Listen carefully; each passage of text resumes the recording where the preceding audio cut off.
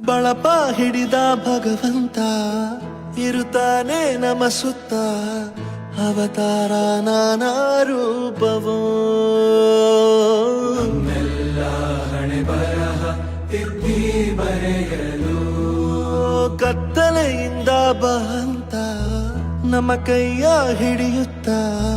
ಕರೆದೊಯ್ದ ಬೆಳಕು ತೋರಲು ದಯವಾಗಿ ಗದರೋದು ನಮ್ಮ ಬೆಳೆಸಲು